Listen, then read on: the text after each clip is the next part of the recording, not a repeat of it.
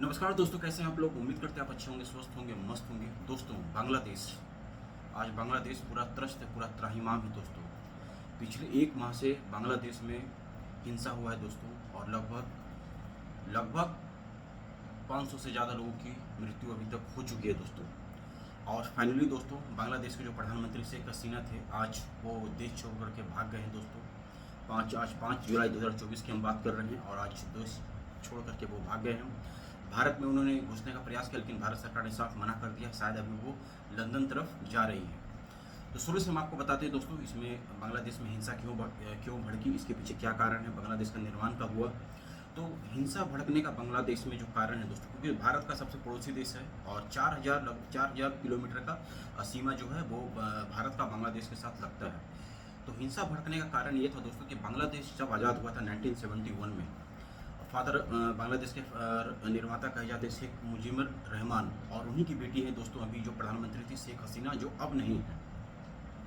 तो उसमें जो बांग्लादेश का निर्माण हुआ, भारत का ही उसमें सबसे ज़्यादा योगदान है बांग्लादेश का आज़ाद में। ये समझिए कि बंगाल का दो पार्ट है, एक बंगाल बांग्लादेश बन गया और एक बंगाल इधर था। पहले एक पाकिस्तान आपका अभी जो पाकिस्तान है वो था, और उस समय एक पाकिस्तान इधर था, लेकिन भारत ने अपना मिलिट्री को भेज करके और उस बांग्लादेश को आज़ाद करवाया फिर और दोस्तों, मुद्दा ये है दोस्तों, जो हिंसा भड़कने का जो मेन कारण है रिजर्वेशन मेन कारण है। वहाँ पर प्रावधान क्या था दोस्तों कि जो भी बांग्लादेश के फ्रीडम फाइटर है, जो भी बांग्लादेश की आज़ादी में अपना योगदान दिए, उनको 30% का रिजर्वेशन मिलता था। तो शेख हसीना जी ने इसको ख़त्म कर दिया, और उसके बाद ये मामला गया हाईकोर्ट में। हाईकोर्ट ने कहा कि ठीक है, हाईकोर्ट ने भी इसे ख़त्म कर दिया, और हाईकोर्ट ने कहा कि अब 93% मेरिट पर रिजर्वेशन, मेरिट पर मिलेगा सब आरक्षण, मेरिट पर, और मात्र 7% जो है दोस्तों वो फ्रीडम फाइटर के लिए रखा गया, ये कर दिया। और उसी बीच में दंगा चल रहा था दोस्तों। तो और जो दंगाई थे उनको वहाँ की जो प्रधानमंत्री शेख हसीना ने उनके ऊपर गोली चलवा दी, उनके ऊपर पुलिस छोड़ दिया।